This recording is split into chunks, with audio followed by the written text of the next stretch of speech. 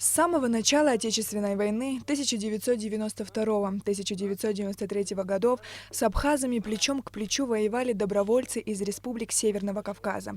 Гена Карданов и совсем юный Валерий Берханов прибыли в Абхазию в первые дни войны, но дожить до победы им было не суждено.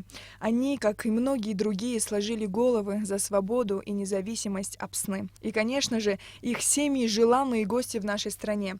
Родители и дети героев часто приезжают в Абхазию на отдых. Среди тех, кто уделяет им особое внимание, представительницы движения «Матери Абхазии за мир и социальную справедливость». Год несколько раз к нам приезжают семьи добровольцев, которые погибли за нашу независимость, за нашу свободу. Вот сегодня мы как раз встретились с семьей Гены Карданова, легендарного Гены Карданова, и такого же легендарного молодого кабардинца Валерия Берхамова. Валерий Берхамов, его не брали, я знаю по истории добровольцев, они рассказывали, что они его не брали, потому что ему совсем было мало лет, но он все равно тайком сел в этот автобус, в котором Султан Сасналиев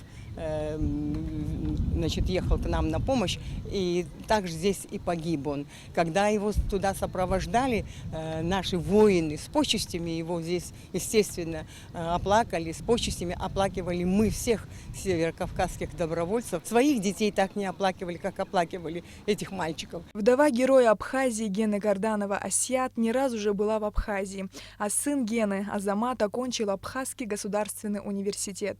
Боль утраты не имеет срока давности, сказала она, неумело сдерживая слезы. Очень бы хотелось, чтобы Абхазия процветала. Мы очень любим Абхазию. Очень часто я со своей семьей, с сыном, с дочкой очень часто бываем тут. Абхазия нам очень нравится.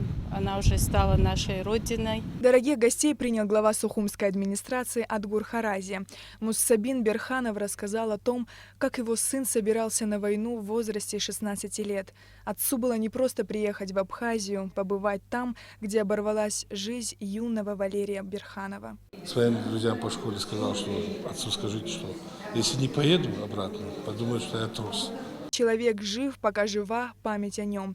Имена героев, погибших за Абхазию, навеки вписаны в историю нашей страны. В завершение встречи Адгур Харази вручил Муссадину Берханову и Асият Кардановой памятные монеты в честь 2500-летия со дня основания города Сухум. Сария Гварацхеля, Руслан Орлов, Абхазское телевидение.